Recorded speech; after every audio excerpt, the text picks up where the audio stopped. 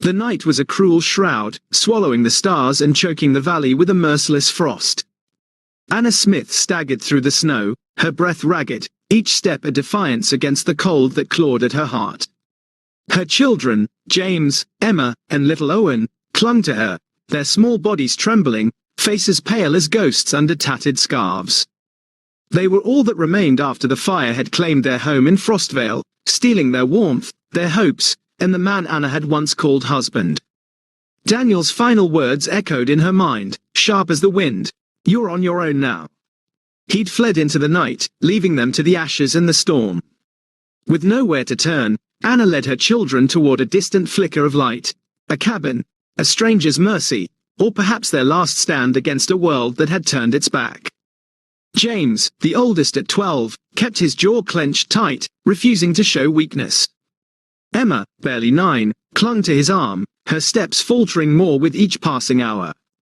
And Owen, sweet, tender Owen, just 4, whimpered softly as he clung to his mother's skirt, his tiny mittens stiff with ice. Anna's legs burned. Her lips cracked every time she whispered for them to keep going. She didn't know how much farther they could make it. She wasn't sure if she would make it, but she couldn't stop. She wouldn't, not after Daniel, not after what he'd said as he rode away, leaving them stranded at Frostvale with nothing but half a sack of flour and his sneer. "You'll figure it out, Anna. You always do." She could still hear his voice in the dark, could still taste the betrayal when she realized he hadn't just left for supplies, he'd left for good. And so she walked through the storm, through the ache, through the desperate silence, until she saw it. A light. It flickered faintly in the distance, half hidden by swaying pines and a heavy curtain of snow, a cabin. Anna's knees buckled in relief, but she forced herself upright. "Come on," she whispered hoarsely to the children, "just a little more." They stumbled the last 50 yards together, collapsing against the door. Anna's knuckles were numb as she raised her hand and knocked, once, twice, 3 times. Nothing. She knocked again, harder this time. Her voice cracked as she tried to call out, but only a raw rasp escaped her throat. Then, finally, the door creaked open. A man stood in the doorway, shadowed by firelight behind him. He was tall, broad in the shoulders, with a thick coat hanging heavy off his frame. His face was carved with sharp lines and a beard dusted with grey, but it was his eyes that struck Anna, cold, weary, and tired. For a long second, he said nothing. Neither did she, but words weren't needed, not when 3 frozen children clung to their mother's skirt, shivering violently. The man's jaw tensed. He stepped aside. "Get in." Anna didn't hesitate. She ushered the children inside, practically dragging Owen across the threshold. The door slammed shut behind them, sealing out the scream of the wind. Warmth hit them like a wave, the crackle of the hearth, the faint smell of pine and smoke. The man moved briskly, pulling chairs closer to the fire. "Sit. Get warm." Anna obeyed, unwrapping scarves and peeling stiff coats from her children's tiny bodies. James helped Emma, rubbing her arms, while Owen buried himself in Anna's lap. The man disappeared into another room, returning moments later with thick blankets and a kettle. "Drink," he said, pouring steaming water into chipped mugs. "Ain't much, but better than the cold." Anna accepted the cup gratefully, wrapping numb fingers around it as she stole a glance at their host. He moved like a man who didn't much like company. Everything about him, from the set of his jaw to the way his boots thudded on the floorboards, spoke of solitude. Still, he hadn't turned them away. "Thank you," Anna managed, her voice raw from wind and fear. The man grunted.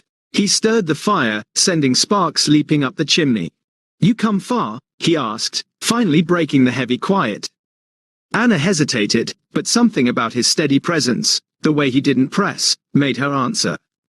4 days, she whispered, "east of Frostvale, wagon broke, walked the rest." The man didn't blink. "Why?" The word hit harder than she expected, simple, direct. She swallowed, eyes darting toward her children, now huddled and half asleep near the hearth. "Left," she said finally. "Had to." That seemed enough for him. He didn't pry. Instead, he nodded slightly and leaned back against the table, arms crossed. "Name's Marcus Stone," he offered after a pause. "Anna Smith," she replied softly. She glanced at the children. James, Emma, Owen.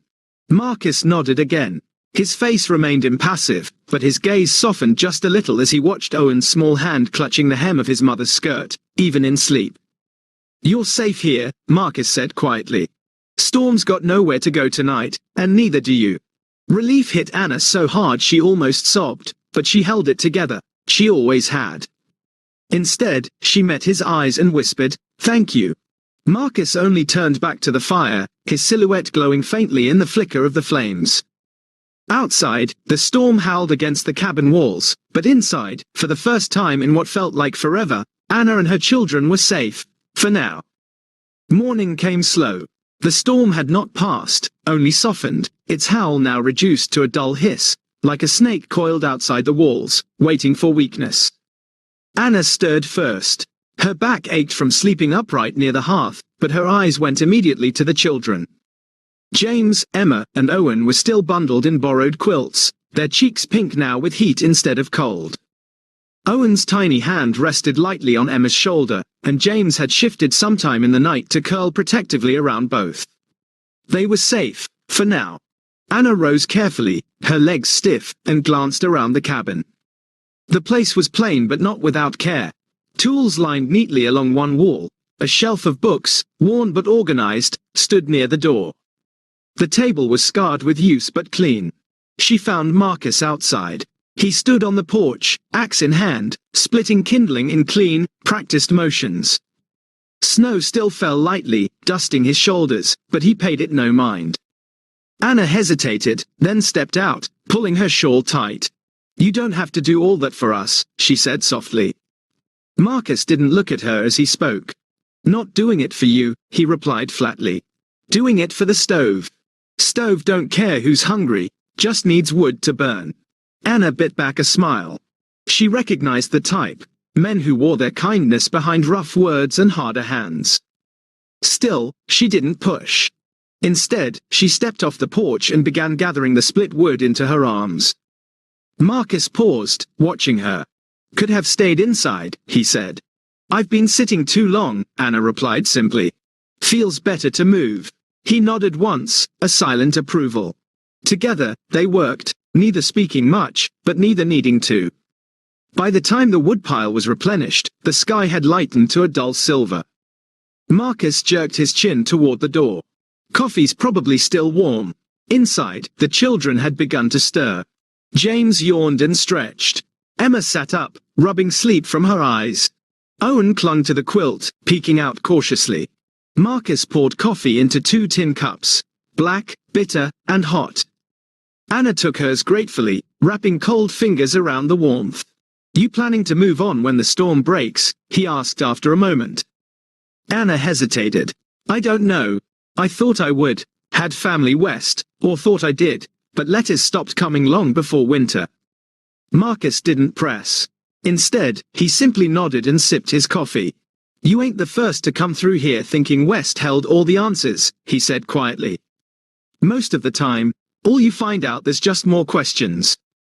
Anna met his eyes across the table.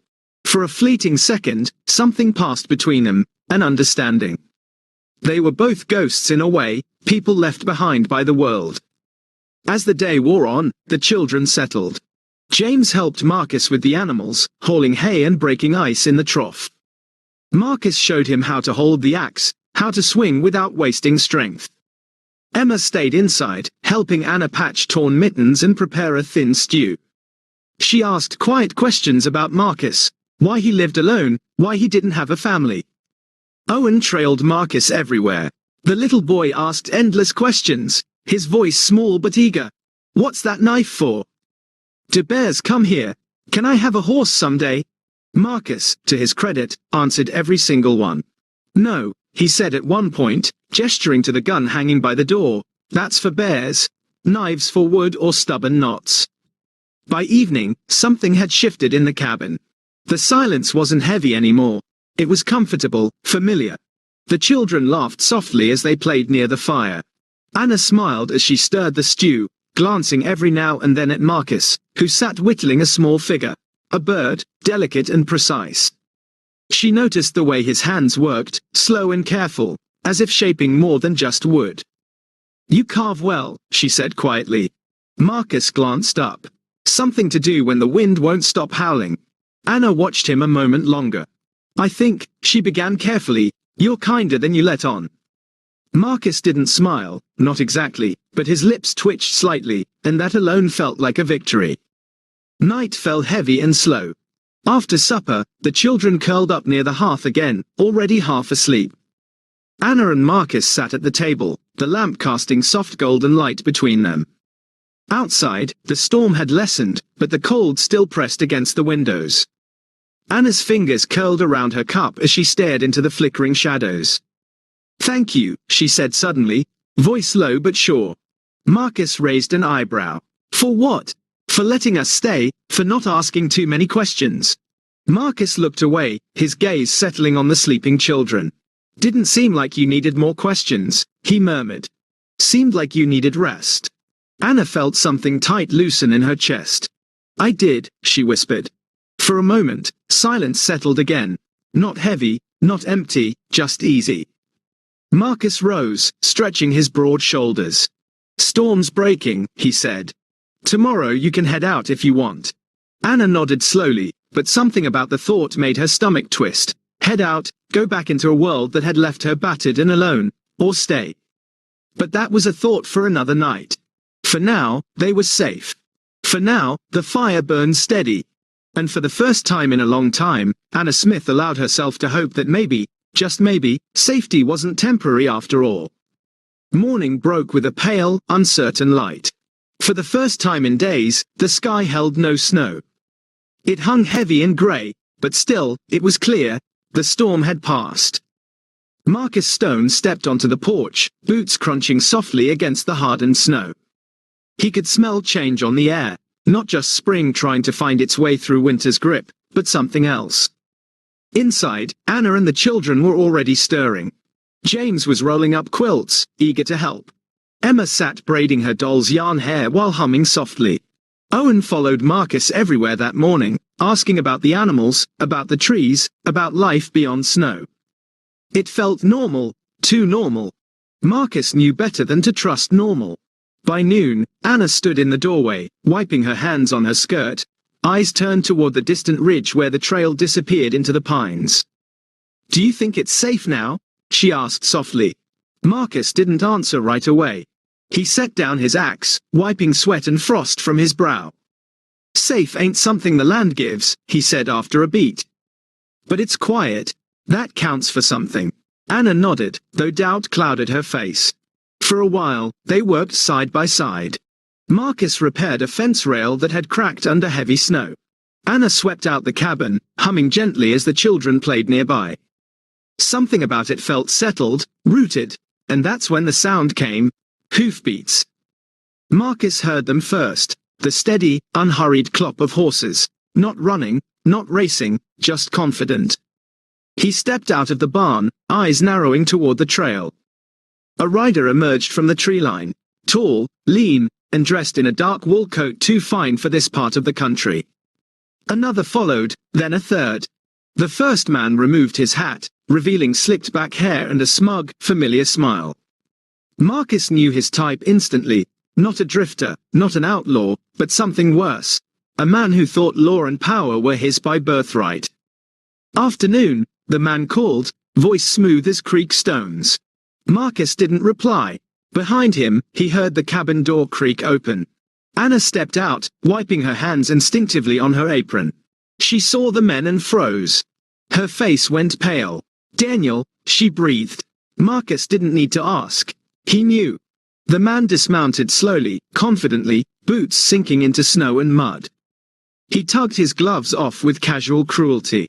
"Hello, Anna," Daniel Vance drawled. "Been a long road finding you." Anna stepped closer to Marcus, instinctively placing herself between Daniel and her children. "What are you doing here?" Her voice was thin but steady. Daniel's smile widened, though it didn't reach his eyes. "Come now, no welcome for your husband. You stopped being that when you left us to die in Frostvale," Anna shot back. Daniel tsked, shaking his head like a parent scolding a stubborn child. Come now, paper darling, and threats make let's them not make untouchable. this dramatic. But this place, I've had time this to town, think, to reflect. They've seen what you are. It's clear what you you've and done. the children need proper You care. kept these Structure, children alive. a man's hand to You guide built things. something here. He's Marcus counting on stiffened, scaring you jaw quiet. tightening. He stood This ain't your slowly, place, shoulders he said squared. flatly. But we Daniel's won't be quiet. gaze slid Not lazily tomorrow, toward Marcus, not when he rides sizing in him up. expecting surrender. And you are? The Anna man stared whose at roof him, they're under. tears clinging to her Daniel lashes. chuckled, Low and if he mean. forces them to take Well, the children, isn't that convenient? Marcus didn't Widow hesitate. takes up with a Then he'll stranger have in to the take woods. them from my hands. Real wholesome. The fire cracked Marcus loudly, didn't sending flinch. sparks You flying. left them to die. For a long I moment, didn't. Anna said Daniel's nothing. charm cracked. Then, his slowly, lips curling. she stepped forward. I'm here to closer reclaim than what's she'd ever mine. dared before. I've already spoken She with the reached sheriff out, in her hand Pineview. resting lightly I'm on their father Marcus's by arm. blood and by law. You would do that for Anna's us. face crumbled Marcus slightly looked at that down at her word. hand, Law. then back at her eyes. Marcus could see the fear there. For family, not for he herself, said quietly, but for her "I'd children. do more."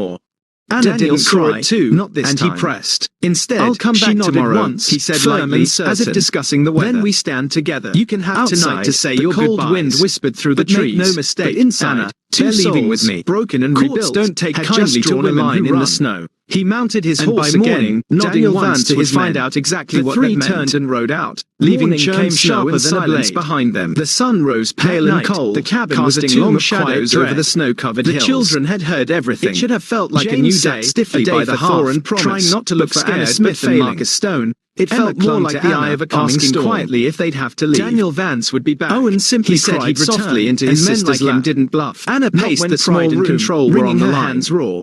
What Inside am I the going to cabin, do? Anna She dressed her whispered, children voice carefully. breaking. James was He quiet. has the law, his jaw he tight. has money. Emma I asked can't if fight they that. had to leave. Owen, Marcus sat too at the small table, to understand staring fully, hard at the flames. clung to his mother with You wide, don't have to fight it confused alone, eyes. he said simply. You're not going Anna anywhere. stopped pacing, Anna whispered to looking them at as him she with brushed red-rimmed Aaron's hair, eyes, forcing What calm do you into her mean? voice. Marcus leaned No forward, matter what that voice man low and says. sure. I've Marcus seen was men outside like him before before. dawn. He worked with methodical purpose, chopping wood, checking his rifle, reinforcing the cabin's front door. He wasn't preparing for a war, not exactly, but he wasn't planning to back down either. By the time midday came, the tension in the air was thick as smoke. And then they heard it. Horses.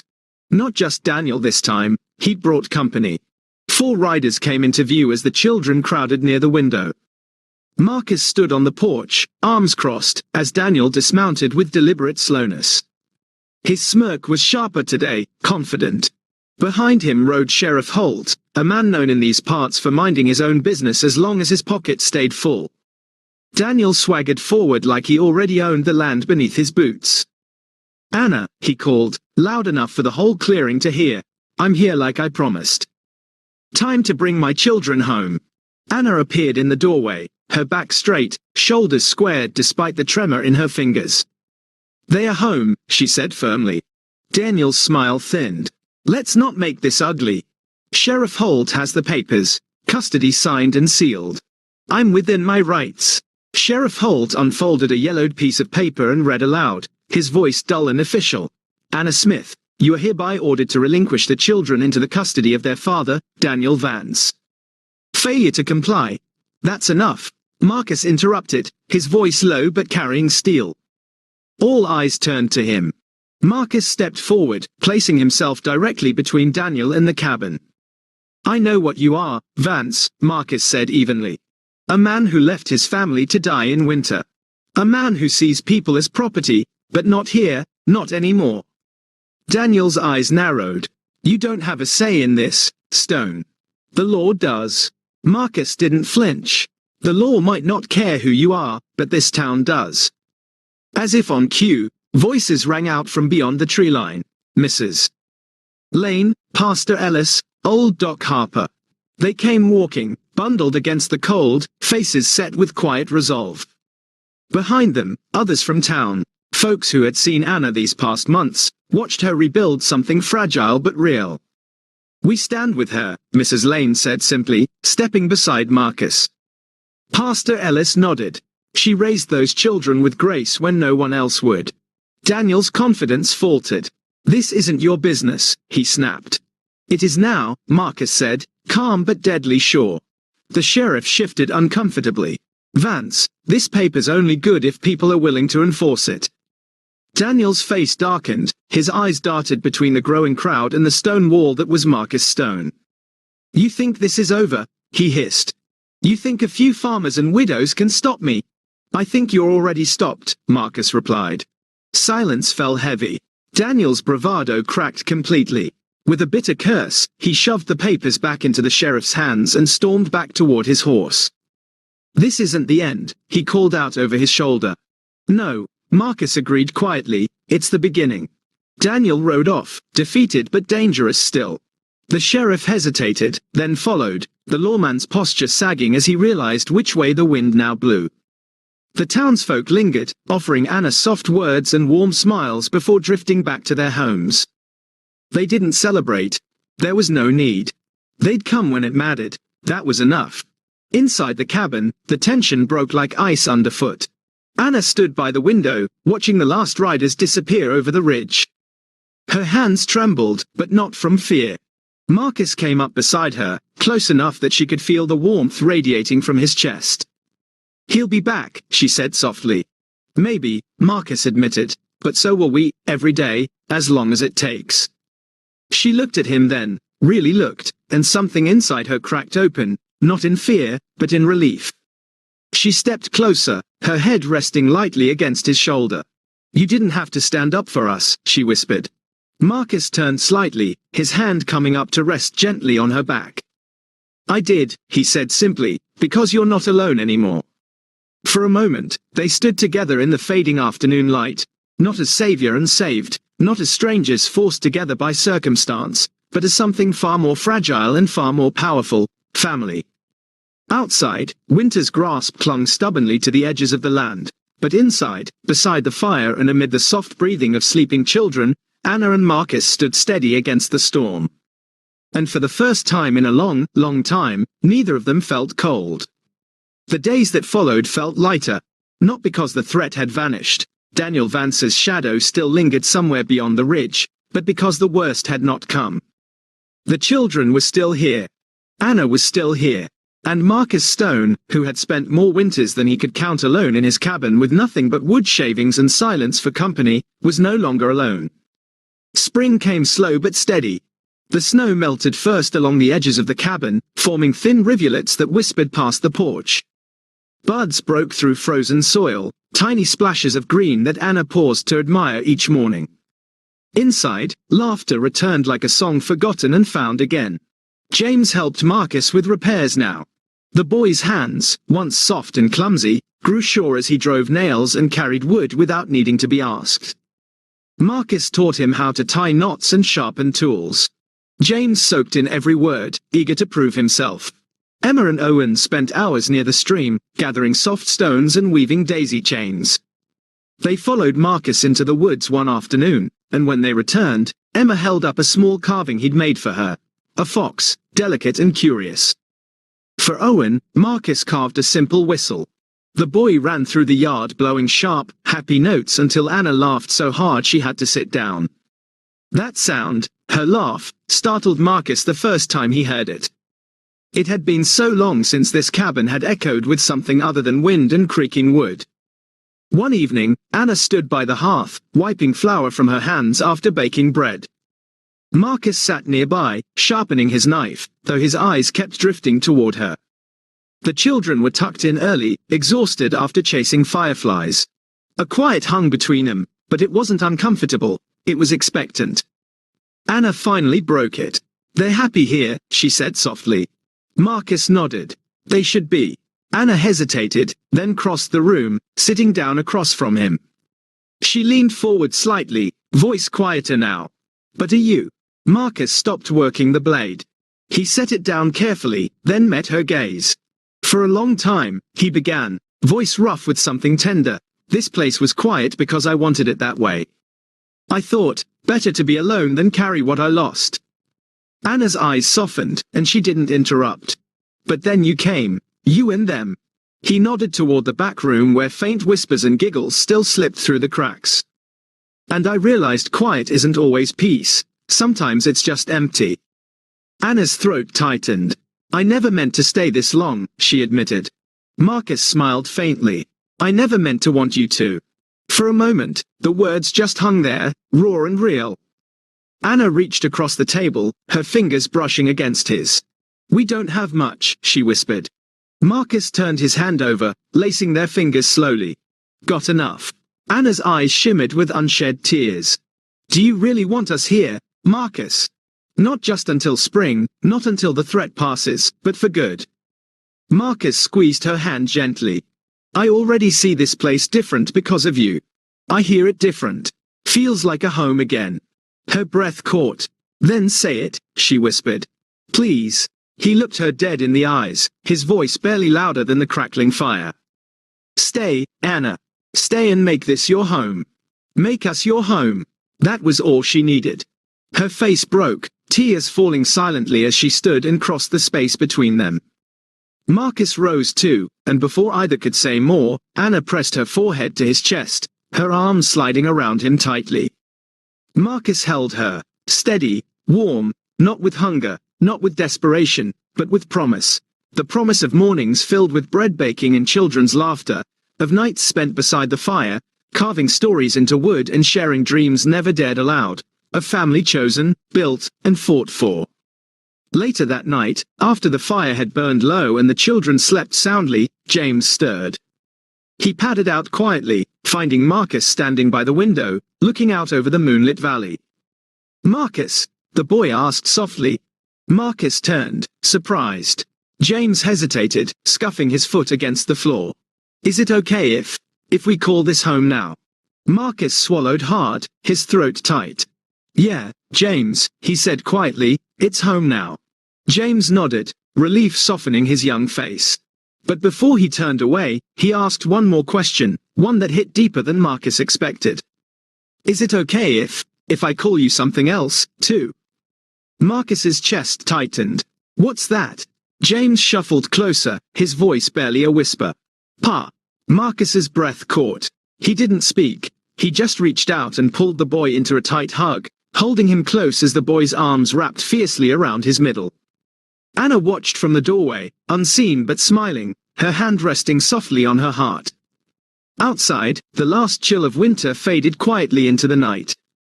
And inside, the word, home, settled.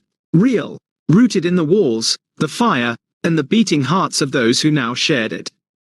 Spring had arrived in full now. The stream behind the cabin sang louder each day, its icy chains long gone. Buds burst boldly from trees that once stood bare, and the meadow grass reached greedily toward the widening sun. But still, winter's shadow had one more part to play. It came not in blizzards or bitter winds, but in the form of hoofbeats, measured and familiar. Marcus Stone knew the sound even before he saw the rider crest the ridge, Daniel Vance. This time he rode alone. No hired guns, no crooked sheriffs, just a man worn thin, his fine coat dusty, his bravado dulled by distance and failure. Marcus stood on the porch when he arrived, hands calm at his sides. Behind him, the cabin door stood open, Anna visible within, steady, composed. She didn't cower this time. James, Emma, and Owen didn't hide either. They stood beside their mother, heads high, watching. This was their home now, their fortress. Daniel pulled his horse to a stop and dismounted slowly, his boots dragging slightly through the soft mud, his steps lacking the arrogant snap they once carried. Marcus didn't speak. He didn't need to. Daniel broke the silence first. I came for them, he said, voice rough and uncertain. Marcus raised an eyebrow. Last I saw, the court made that decision for you. Daniel sneered weakly. Courts change. So do people, Marcus shot back, his voice cool but cutting. Daniel's eyes flickered toward Anna, his jaw tightened, but there was no fire left. What is this? Ha! He spat bitterly. You play house with my wife, raise my kids like they're yours now. Anna stepped forward then, calm, resolute. They were never yours, Daniel, she said, her voice slicing cleaner than any blade. You gave them nothing but fear. You left them to die. Marcus gave them something you never could. Daniel scoffed, but it was hollow. I was their blood. Blood, Marcus said, his voice hardening. Doesn't keep them warm at night. Doesn't mend toys or tuck them in when they're sick. Blood didn't teach James how to split wood or Emma how to read better or Owen how to smile again. Daniel stood silent as the words hit him harder than any fist. Behind Marcus, James's voice broke the tension. "You're not our pa," the boy said boldly. Emma followed, her small voice steady. "Marcus is." Even Owen, clinging shyly to his sister's skirt, nodded solemnly. Daniel's shoulders sagged, as if the words themselves carried weight too heavy to bear. He looked at Anna one last time. Something flickered in his eyes, regret maybe, or just the realization that what he lost was never coming back. Without another word, he turned and mounted his horse. This time, when he rode away, he didn't look back. And when he disappeared beyond the ridge, it felt different, final. The last snow had melted. That evening, the cabin glowed warmer than ever. Marcus sat by the hearth, whittling quietly as the children played nearby. Anna stood at the stove, stirring stew, her hair loose and soft around her shoulders. No more storm outside, no more storm inside. When dinner was done and the children tucked into their shared room, Marcus and Anna found themselves alone by the fire. For a while, neither spoke. The crackling wood and distant sounds of frogs through the open window said enough. But eventually, Anna rose from her chair and crossed the room, stopping just in front of Marcus. Her eyes, always filled with something careful, now held only certainty. "I meant what I said, you know," she whispered. Marcus tilted his head slightly. "That this is home." Anna nodded, her voice full of softness and promise. "Yes, and not just because of the walls or the land, because of you. You held us up when the world pushed us down. You stayed." Marcus set aside the piece of wood in his hand and stood. He reached for her hands, rough fingers curling around hers with the ease of something that had always been meant to fit. "I didn't know how much I needed you," he admitted quietly, "all of you." "You have us now," Anna said. "If you want us." Marcus smiled then, a rare, quiet smile that reached all the way to his eyes. "I want everything you bring through that door every morning, even the noise, especially the noise." Anna leaned up, pressing her lips softly to his. No rush, no grand gesture, just belonging. When they parted, she rested her head against his chest, listening to the steady beat beneath. "I used to wonder," she murmured, "if I'd ever feel safe again." Marcus held her tighter. "You're safe," he promised. "Always." Outside, the last remnants of winter melted quietly into the soft, breathing earth. Inside, beside the crackling hearth, a man who had once been hollow and a woman who had once been broken stood woven together, not by chance, but by choice. Love here wasn't loud or fast. It was carved slow with patient hands, like wood, like trust. And as the night deepened and their home held steady around them, Anna whispered something only Marcus heard. "We're not surviving anymore, Marcus. We're living." If this story of chosen family and unbreakable bonds touched your heart, please hit that subscribe button to join our community and never miss a tale of hope and resilience. Give this video a like to share the warmth of Anna and Marcus's journey with others. And in the comments below, tell us, what does home mean to you? Your stories and thoughts mean the world to us, so let's keep this fire of connection burning. Share, engage, and let's build something beautiful together.